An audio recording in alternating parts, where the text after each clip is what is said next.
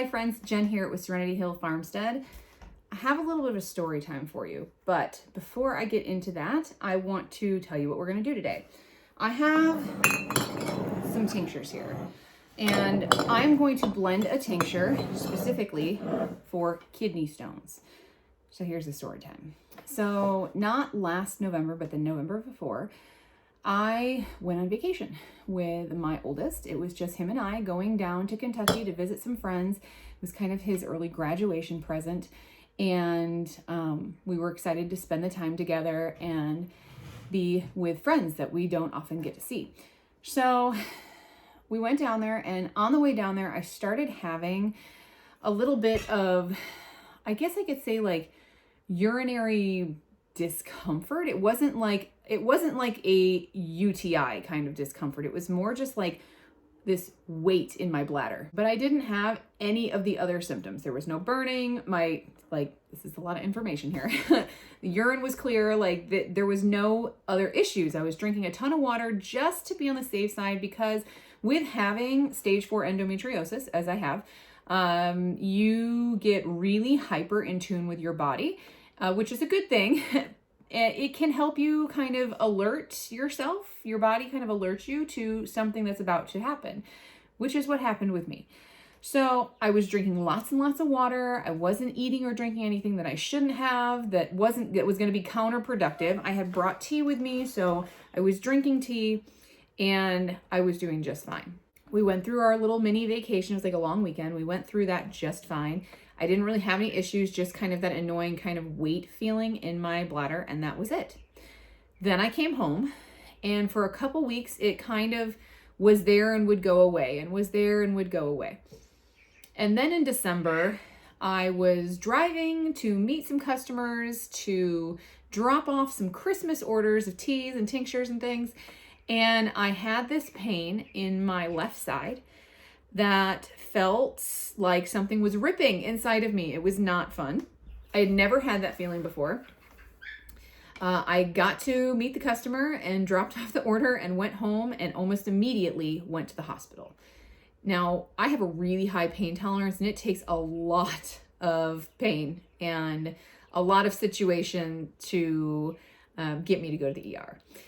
So I went to the ER, and they told me that I had a kidney stone, and it wasn't just any kidney stone, it was a 5-centimeter kidney stone. So when you're talking about kidney stones, the urologist explained to me that it's pretty much like your percentage of being able to pass it aligns with the centimeter of your kidney stone. So at a 5-centimeter kidney stone, I had a 50% chance of being able to pass that stone.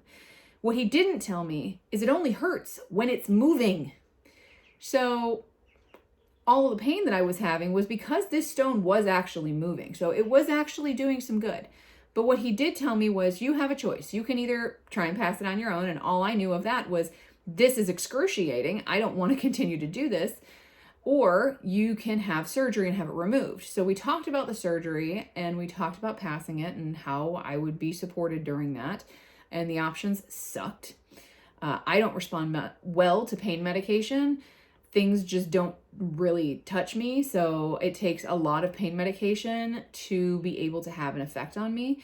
And with the way pain management is regulated in hospitals now because of opioid crisis and fentanyl crisis and all of these things, they really put a big restriction that is very general on people for what should control their pain. So I didn't like those options.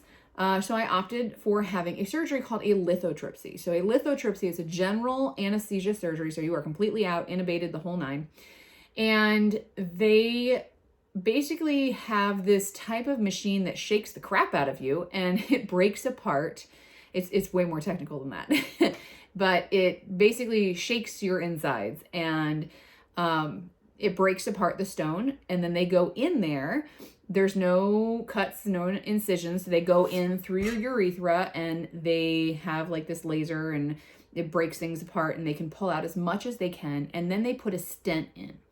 Now the stent is in there because you've just had a lot of trauma to your ureters, and those are very fragile organs. They're very, very fragile. So if you were to just pull all of that out, there's a chance that your ureters would collapse and snap shut, and then you'd have more problems. So they put a stent in there to allow your ureters to rest, to give it time to heal.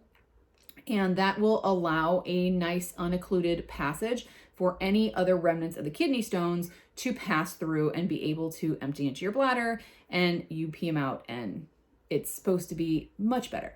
Now I have a friend that has chronic kidney stones, and once she gets her stent, she feels all better.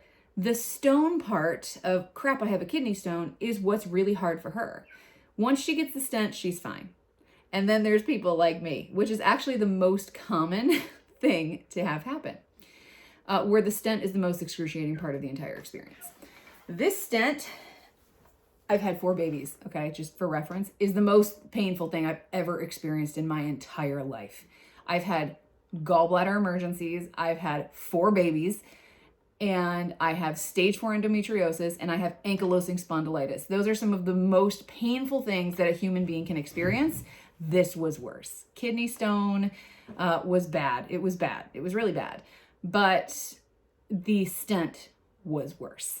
It was awful. It's an outpatient surgery, so we had the surgery. They give you pain medication in the hospital. And then when it came home and it wore off, I was in agony, and I went back to the ER. And we had a really hard time controlling the pain with other medications. So they gave me the heavy stuff, and they were like, all right, you got to go home. Okay, I need a prescription. And they're like, nope, we can't prescribe that to you. It doesn't come in that form, which as a medical professional, I know is a crock. And it's not true. They lied to me because they don't want to prescribe opioids. And I get that. I totally understand that. But sending somebody off with zero pain management when they're in a maddening amount of pain is not okay. It's not okay on many levels. And I didn't know at that point in time herbs that could support me with pain, and nor did I have them on my apothecary shelf. So I was not in the mental state to be able to do herbal research at that point either. Like I knew all of this stuff for the most part. Most of them I knew. But I was not in the state to be able to do research to help me deal with this. So I went home and dealt with more pain for the next 5 days. Eventually, they got me a pain medication combination that actually did take the edge off enough where I didn't feel like I was losing my mind. And I was able to kind of ride out the rest of the 2-week time that we need to get this stent out. Begged them to take it out early. They did. And then afterwards, for another, that was the end of December, another month and a half, I had bladder pain. I had like constant, that UTI symptom of like never feeling like your bladder is empty. Felt like that the entire time. Ended up feeling like I was just not healed, and there was like something chronically like going on. Went back into the doctor a couple times, like, nope, you're fine. You're fine. And they just kind of blew me off. And I eventually did heal. I don't ever want to go through that experience ever again. Who would? Now, once you have a kidney stone, your odds of having another kidney stone is way higher. And this actually was not my first stone, but it was my first stone that I needed intervention for. Normally, I have kidney stones. It's always from my left kidney, and I can feel it in my kidney, and then I can feel it passing, but it doesn't even really slow me down. It's okay, apply the heat, increase your water, make sure you're taking your protocol, and I can move forward with it. This one, and at that point in time, I did not have the protocol that I have now. But I've always been able to pass them like within a couple days. They're super small. It's like not a big deal.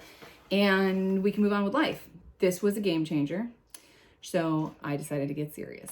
So what I am creating today is more of my kidney stone emergency tincture. This is not something I take regularly. This is something I take if I start to feel something. So what I'm talking about with what I feel now, everybody's going to be different because everybody registers pain and feels things differently. But in someone that has a lot of like chronic inner things going on, okay? And my endometriosis totally does play a part in this because it has twisted some of my organs inside me. So things feel a little bit different for me than they would for normal people. So I feel, your kidneys are up here, okay? Your kidneys are not down here like what a lot of people think. They're like the middle of your back on either side of your spine. So when I feel something coming on, I feel it usually, always I feel it on my left kidney.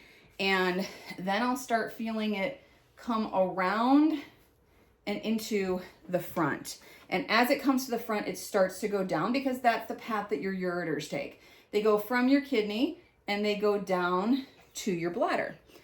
So I usually, in the past, have only felt a lot of pressure and a little bit of pain in my kidney, and then that sharpness as it goes around. But like I said, it's like a side stitch. It doesn't even really feel like much of anything. And I usually don't even have to take any kind of I don't even need ibuprofen, like nothing.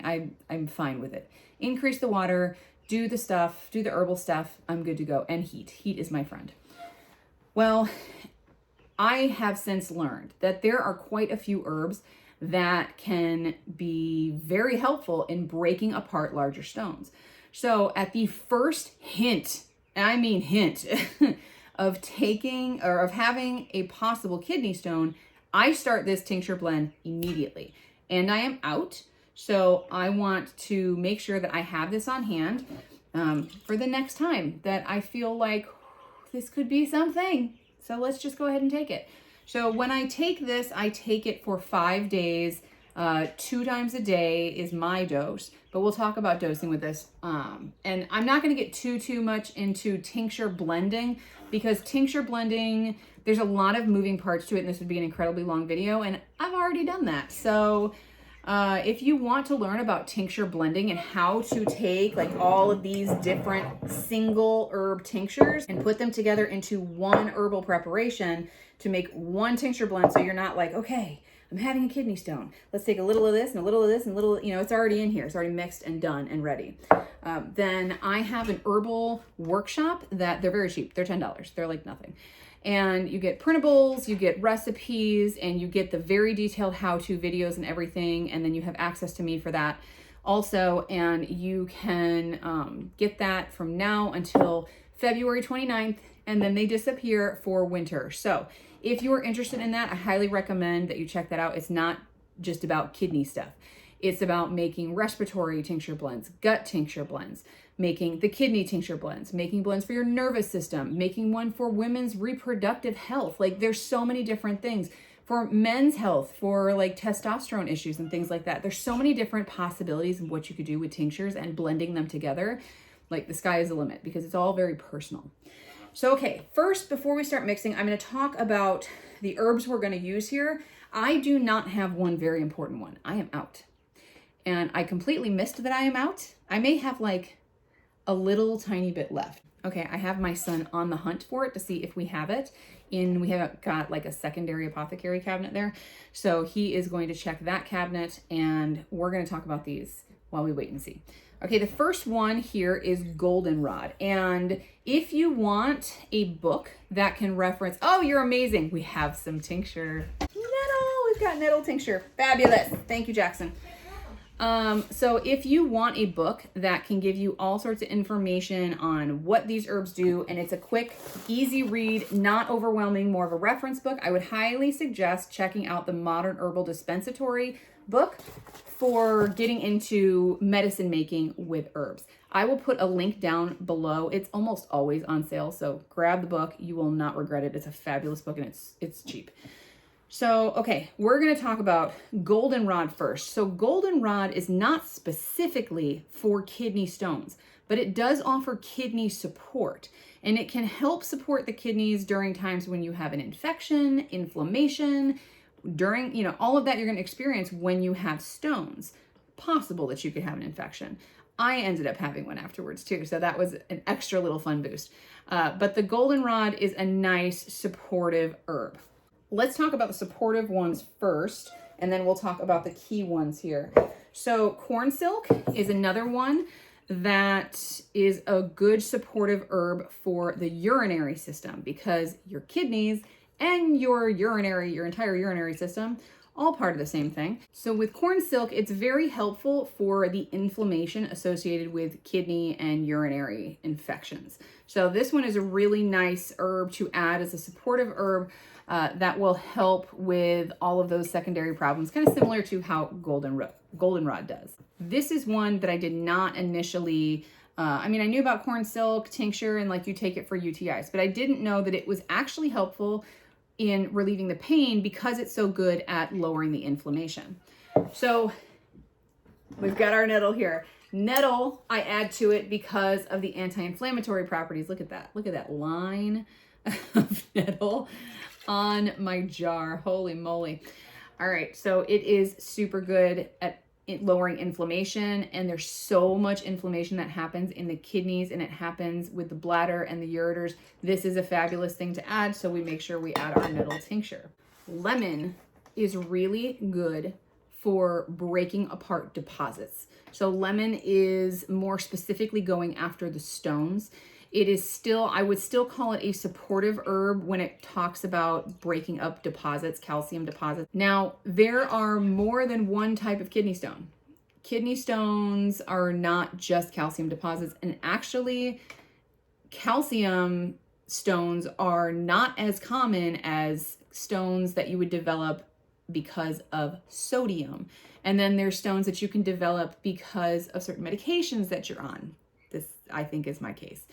And they figure this out when they test your urine. So I had to do a urine test. It was a 24-hour test while I was still in active pain waiting for the surgery, because I had to wait for that for 4 or 5 days with an active stone. It's a good time. So you basically put all of your urine in a 24 to 48 hour jug, depending on what your doctor orders. And then they send it off, and they test it and determine, is it from your diet? Is it from dehydration? Is it from medication? Is it from a supplement imbalance or a like vitamin mineral imbalance? What could be causing this? Mine was inconclusive, but I had stopped the medication that was known to cause it when this whole thing happened. And by the time they got results, they said, well, that could have affected it. So it could have been the medication that I was on. Well, in my research, lemon is really good for calcium deposits, but not really sure if it's helpful for other ones, but it's not going to hurt anything. It's not going to hurt anything, and it has this cooling effect on the body. So when you have a hot condition, this would fall into that. So any kind of infection, inflammation, foreign body kind of things that causes havoc within the body, that is a hot condition.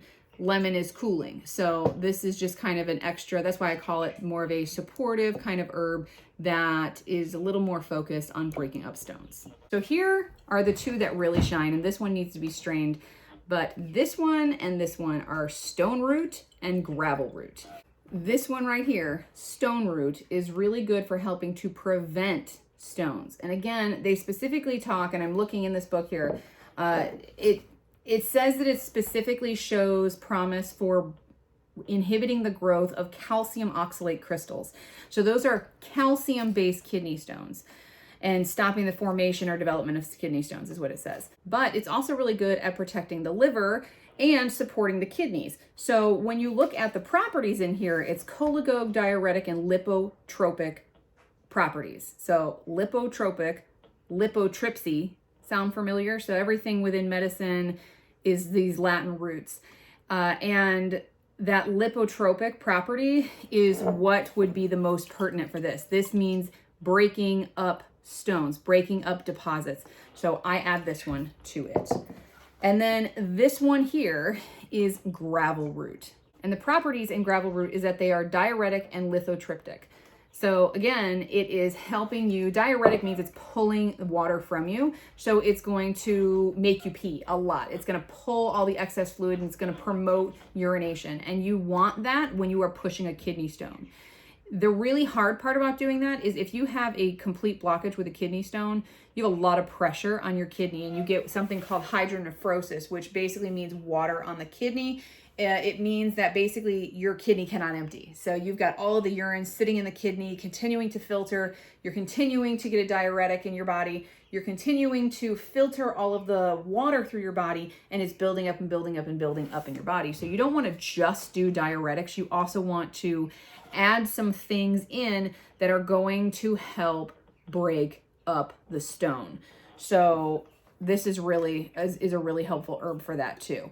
Now there is one more that I really want to add, but I don't have any, and I'm not going to have any until probably the end of next summer, and that is hydrangea. Now hydrangea, I have grown hydrangeas for years. Okay, I've got 3 huge hydrangea plants right along the front side of my house. I would not use them medicinally because we have neighbors that spray, so I absolutely would not use those. But hydrangea is also lithotriptic. And it talks specifically about helping rid the body of kidney stones. It doesn't talk specifically about what type of kidney stone, it just talks about kidney stone. And diving deeper in this, I have found that it is absolutely helpful in just helping to push kidney stones out of the body. So this blend here is definitely going to get some hydrangea added to it once I have that. But for now, we're going to do what we can to support my body with what I have when the time comes. So I have done this many times before, so I don't really have to measure. I can eyeball, but each one of these herbs has a different amount. It has a different dosage, if you will, each one of these tinctures. So I literally have this much left. All right, we're gonna do this differently. We're just gonna add everything to the goldenrod. All right, we're gonna do that. Because all of these herbs have different dosage amounts, you can't just do equal amounts of them. So like the goldenrod is 2 to 4 milliliters up to 3 times a day, I think. And then the nettle, you can put way more in there. So you have to balance the amounts of tinctures so that you are getting the right dosage for each tincture. And I go over that in detail in that tincture blending course. Again, it would be a very long video if I did that. So we are going to use a fair amount of nettle there.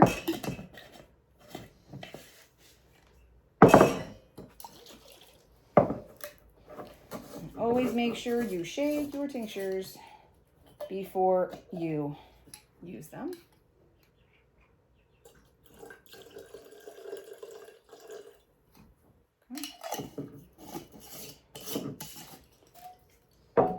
And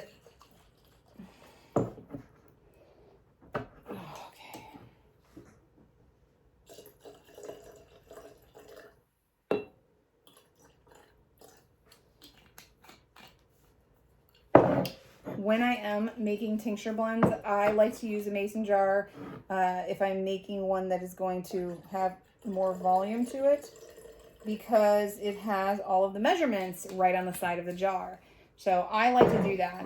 I am going to go ahead and strain this real quick, and then we will add this in.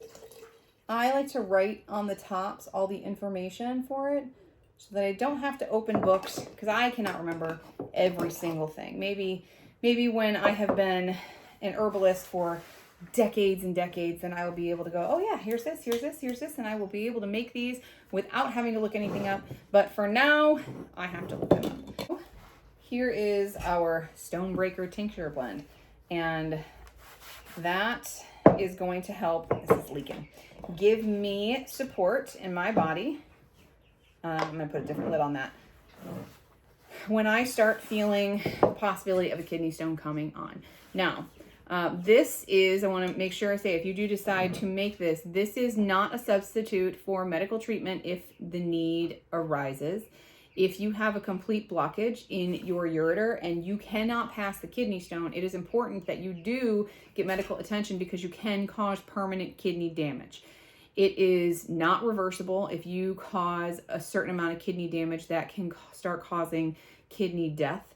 That could be a devastating situation for you. So you want to make sure that you are, making good decisions and supporting yourself with herbs, but also knowing when to say, okay, it's time to seek out a doctor. It's time to get medical treatment. Now, typically I've talked about in this entire video here, I've talked about how I kind of had subpar healthcare during this, and I did. Typically, if you have a kidney stone, not addressing the pain that is associated with a kidney stone is a big red flag. That should not be happening with your doctor. It is not typical to have to wait 5 days before you have your surgery and then have to be forced to drive an hour to see the doctor when you can't even sit on your couch for that long. And it's not normal to not have pain control and for things to be as bad as they were for me. However, you also have to consider the timing. It was during a time where things were still all reeling from COVID and things were pretty rough. And they were still just in a bad place with the census in the hospital. Like, there were a lot of patients there. They didn't have beds to be able to admit me. And I was kind of a statistic and a victim of the healthcare system being flooded and overrun with flu, COVID, and all sorts of things. And they could not give me the care that I needed. This is sadly what happens in rural healthcare a lot. We don't have the staffing, we don't have the actual space in our hospitals, and we don't have the resources available full-time to be able to do what needs to be done for patients that are in an emergent situation. But my situation at that point in time was not life-threatening, so it was just some pain that I had to deal with on my own. And it was really, really crappy. So in case that happens again, I want to make sure I am fully stocked, ready to go, and I can do everything to the best of my ability to make sure that I don't have to deal with that, or anybody else in my family has to deal with that kind of thing again.